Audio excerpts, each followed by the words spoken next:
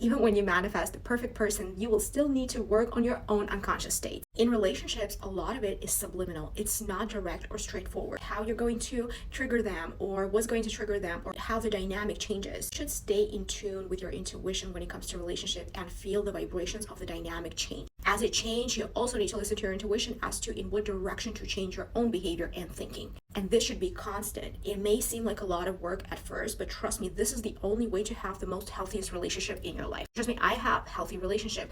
And here's the thing, we should always match people's behavior, but we shouldn't be going way too far with this. What do I mean by this? Let's say that they are not treating you the way they used to treat you. Your behavior is going to change as well. Internally, stop codepending on them. It's all internal. Once your state of codependency manifests, as soon as you see them not treating you the same way as they used to, you're going to trip. But when you know that, okay, I can't control them, however, I can control me.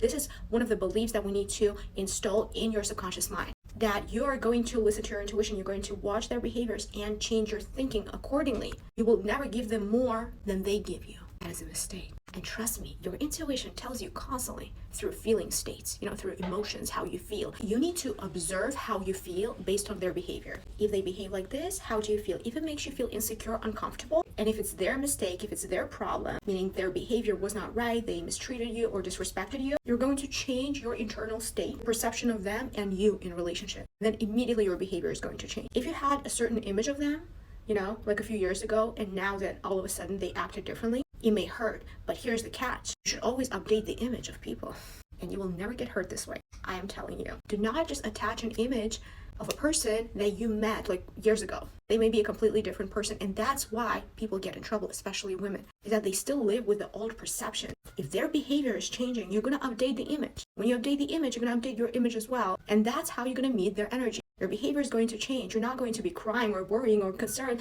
about why their behavior changed because you already updated their image. It's like, okay, he's a dick. You turn the image into a dick. And then you'll see that you'll get disgusted. And that's what I want you guys to do. Feel disgusted when you are disrespected, okay? Like, get in a habit of doing it. You will never put up with shit. The reason why I'm saying this is because over a past few days, I was helping clients and people, and a lot of them has this particular issue that he was like this, but he said this, but now he's not following with the thing. And I'm saying you are hurt to them, right? You're hurt because you have this old image of them and you're not accepting their new behavior. So if you will be in denial of their behavior, this turns into delusion.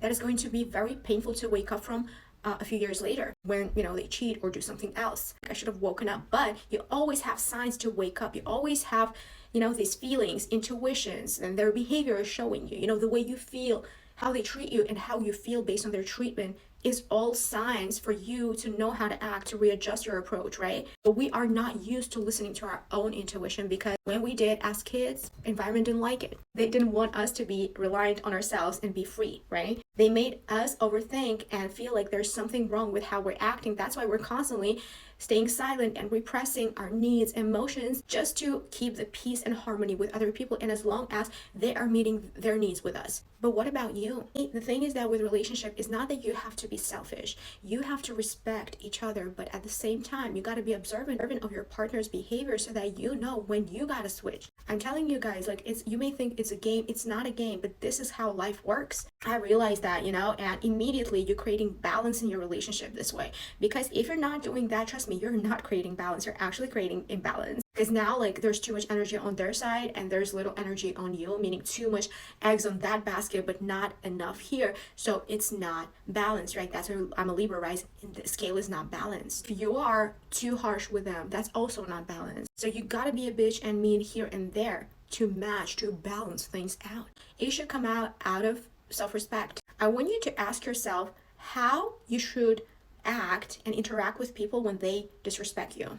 I want you to rehearse that in your mind. And how do you handle disrespect? How do you talk to them after, disrespect? How would you address things that make you internally feel uncomfortable? Rehearse that in your mind. Have this part of your personality, so that you can activate it anytime. Because the thing is that we're too nice and we don't have, mean side in us. But I'm telling you, we need to have a balance.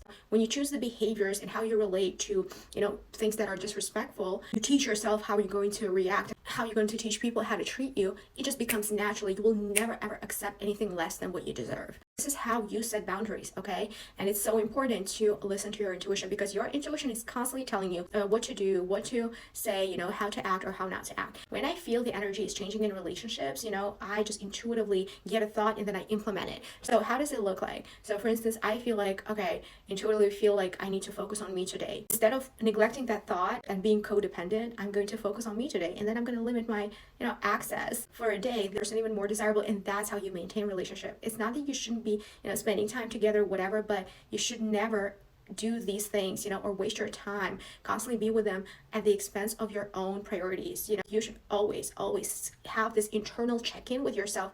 Are you depending for happiness? Because we need to train ourselves. We were programmed the other way, so we are reprogramming ourselves by not engaging with those behaviors. Okay, listen to your intuition. Your intuition, more than anything, will tell you how to act, how to deal with your circumstances. Okay, you are a part of God, and that soul is constantly telling you. So listen.